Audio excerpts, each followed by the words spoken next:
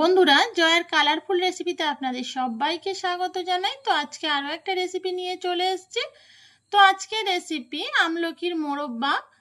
তো আমি আমলকির মোরব্বাটা আপনাদের খুব সহজ পদ্ধতিতে বানিয়ে দেখাবো। আমলকির মোরব্বা বানানোর জন্য এখানে আমি কাঁচা আমলকি নিয়ে নিয়েছি। তো আমলকিগুলো আমি একটু ছিদ্র করে নেব। সমস্ত আমলকি আমি একইভাবে এইভাবে ছিদ্র করে নেব।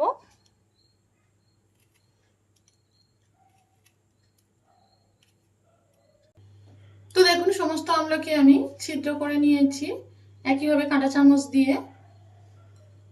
এখানে গ্যাস ওভেনের মধ্যে একটা সসপ্যানে আমি জল নিয়ে নিয়েছি। তো জলটা একটু গরম করে নেব, আমলকিগুলো ভাপিয়ে নেব।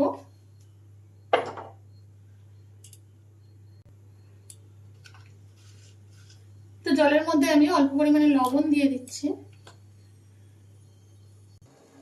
তো দেখুন, জলটা গরম হয়ে গিয়েছে। এবার আমি আমলকিগুলো দিয়ে দিচ্ছি।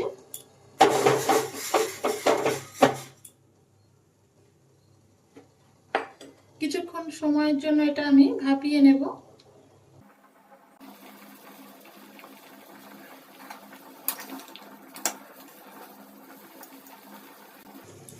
তো দেখুন, আমলকিগুলো আমি 3-4 মিনিট সময় ধরে ভাপিয়ে নিয়েছি। এবার আমি নামিয়ে নেব।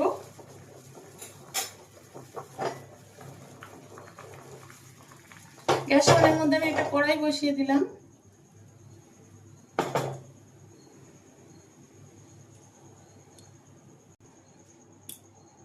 আমলকিগুলো জল ঝরিয়ে নিয়েছি। এবার আমি শুকনো কাপড় দিয়ে এগুলো ভালোভাবে মুছে নেব। এদিকে আমি চিনির সিরাটা তৈরি করে নেব। কড়াইতে আমি পরিমাণ মতো চিনি দিয়ে দিচ্ছি।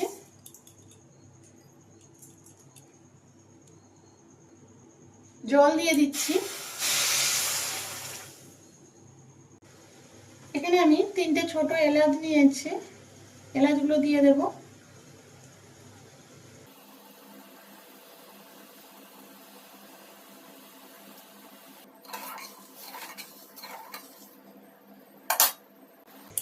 চিনির পরিবর্তে আপনারা গুড় বা মিছরিও ইউজ করতে পারেন।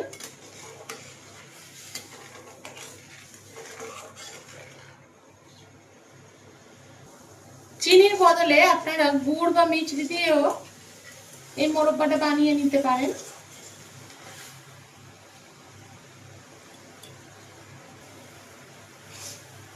এবার আমি আমলকিগুলো দিয়ে দেব।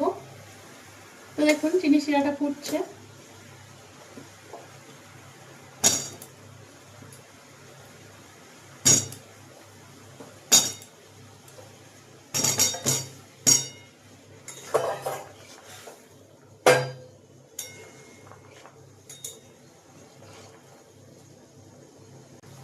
চিনি শিরাটা ফুটতে ফুটতে হালকা একটা লালচে ভাব চলে আসবে।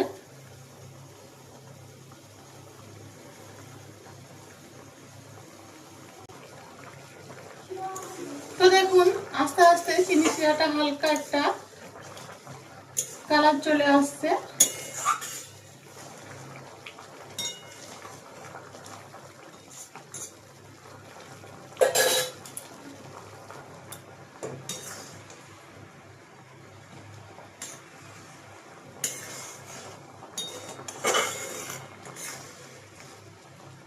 আমলকির মোরব্বাটা তৈরি হয়ে এসছে, আর কিছুক্ষণ ফুটিয়ে নেব।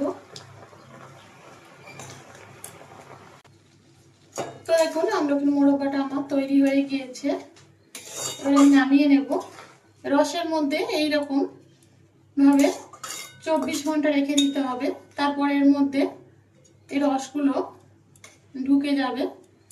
গায়ে যে ছিদ্রগুলো করেছিলাম ওই জন্যই। তো দেখুন, আমলকির মোরব্বাটা আমার তৈরি হয়ে গিয়েছে। তো এই আমলকির মোরব্বা আপনারা কাঁচের জারের মধ্যে রেখে সারা বছর সংরক্ষণ করে রাখতে পারেন।